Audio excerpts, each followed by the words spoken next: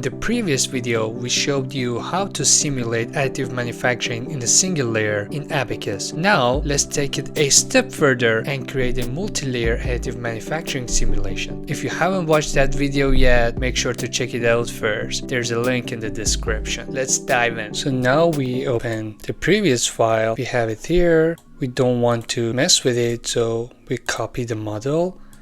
We name it model 2 and we would like to go to the assembly and assemble another layer. So here, create instance, we have layer, okay, and we translate this one, click on this layer, scroll button, this part should come here, scroll button again. Now we have 2 layers and it's time to go to step. Now we go to the step manager. This is the cooling. We want to reduce this cooling time to 30 seconds. And this one should be 15. Okay, now we want to create more steps. Time period should be 5. This one should be 1000, 1e minus 2 and 1e minus 20, 2.5, 350, and okay, we create more steps like this. And these are the steps. We want to create a cooling step as well, so call it cooling final. It should be 100 seconds. This one is 50, 1e minus 20, 1000 for this one, and 350. Let's say 50 this one. And okay, now we have the cooling step we wanted, and these are all the steps which are the same as the first layer. The step is done. Now it's time to go to mesh. As we see here, we have the second layer meshed because we basically assembled a new part, but we want to create more sets. So from here, we put it on cells. This one should be the first cell of the second layer because this is going this way. This cell goes forward through here, then come back like this. So this one is the first one. We put this one. Now from tools, set, manager, we create layer 2, set 1, element, scroll button. Now we want to do the same for other layers. Okay, we have layer 2, set 1, set 2, set 3, and set 4. Now we want another one which is all layers. So we create another one which is all layers. So we want to select all these by holding shift. We want to say replace selected, and we create all 2 layers from the element.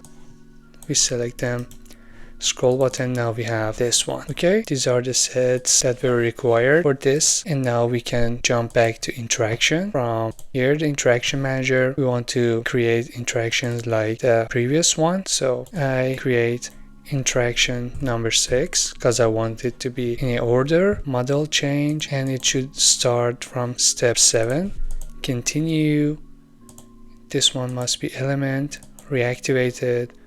Select here. So basically it created all different sets from the previous layer, but this is the one we created, and we click on continue, reactivated, and okay. Now we want to double check. Yes, this is the one we wanted. Now we want to create other interactions for these 3 layers. Now the interactions are created. So we basically have this one, this one, this one, and this one. Now it should be something look like this, and we want to create this step here, and this one must be changed. So from the sets, we want to select all 2 layers because we want no layers in the beginning and reactivate them one by one. Now here we have the surface film. This one is for the layers. We want to select these layers as well. So by holding shift, we can select them. Now rotating this one. Escape, holding shift, and we can select this side. Rotate again, escape, hold shift, and everything is created. Now scroll button. Done. This is the interaction we had. We want to check everything else. This is for the substrate, and this one also needs to be changed. So from pick, here we select this one. By holding Alt, Control, and the left click, we can rotate easier. So we want to select everything. We can zoom in and rotating and selecting. Holding shift, left click. Now this one is also selected. Scroll button and click on OK. Now we modified everything here, but we want to create another constraint. So from create constraint, we want to tie this layer to the substrate and the second layer to the first layer. So this is constraint 1. We can name it substrate to layer 1. Continue. We select this node region. We select this one, uncheck this one, and done. Now we want to select node region again. By clicking here, we can get rid of this one. So click on done and remove. Now we go to the under and select this one and scroll button. So we selected master and slave. The master should be the substrate and the slave should be layer 1. Okay. Now we want to create another one, which is layer 1 to layer 2. Continue. Now we want to get rid of this one. So I click on node region. We can put it on cell. Select this one and remove selected. We click on somewhere here to reset that and put it on all and select this surface. So at this time, layer 1 is master and the bottom of layer 2 is the slave. So we select it and now we want to go to the node region. We reset the view, put it on cells, select this one, this one, this one, and this one. Now this time we want to replace selected. By holding Alt, Control, and left click, you can select this bottom part and click done. Okay, now we tie these layer 1 to the substrate and layer 2 to layer 1 to create interaction. Okay, everything is done here. Now it's time to go to the load. From load manager, this time I want to change all the loads to the body heat flux. So I want to delete them all. So in that case, I would like to open the model tree here, and from load, I can select them all and say delete. Now I want to create 8 loads. Here, create load 1, step 2, body heat flux, continue, and I want to select this cell, scroll button. This time I want it to be 3E10, and this one should be analytical field 1. Okay, now we have the load here, inactive. For the next step, now we want to create all the same for the first layer. So we created 4 loads here. Now it's time to create a datum point for this one and the local coordinates and the analytical field as well. So from tools, datum, midway between 2 points, select these 2 points and it's created. Now these 2 points, it's created again and done. Now we want to create local coordinates. I select this one, create datum, click on create datum here, continue, this one, create datum, and do it again.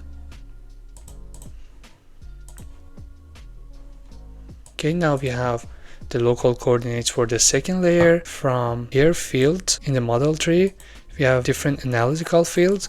We want to copy them. So this one is 5. And we edit this one, and instead of that we want to select this one. Now we copied this one and change it. Okay, we want to create more. Okay, we created all the analytical fields. So if you see here, this one are for the second layer. Now it's time to create the loads. Here we need to create load 5 body heat flux, but this one should be step 7. We select this one and done.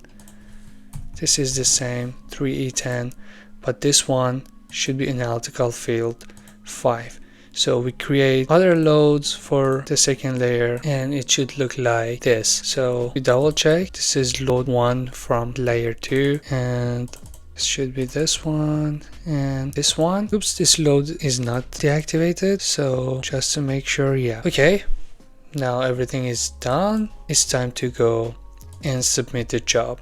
So we create a job. We have to make sure that the job is in model 2 and we name it 2 layer SLM and okay. Now I come back after the job is completed. The job is now completed. Let's take a look at the results. So I want to put this on nodal temperature. Let's put it back here and adjust the animation speed somewhere around here. See how it goes. Yeah, it looks fine. Now this is the end of layer 1. It cooled down and starts the new layer.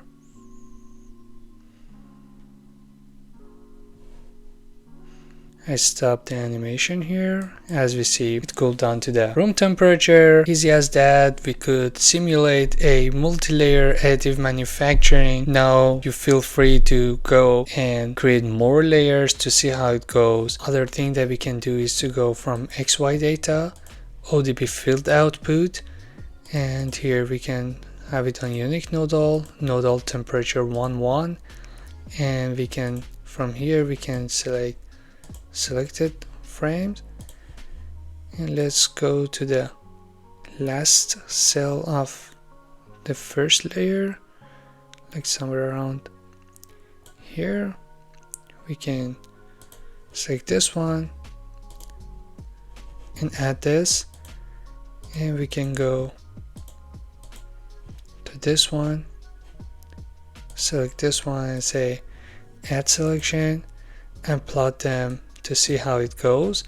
Yeah, as you see here, due to the accumulation of the heat, we have higher heat in this one compared to the first layer, which makes sense. And if you want, you can go ahead and select the parameters for the next layer. Most of the time they print the second layer with different parameters, so feel free to change the load and modify the result as you want. And that's it. Thanks for watching. If you enjoyed this video, give a thumbs up and hit the subscribe button and check out the video on the screen before it ends. Stay tuned.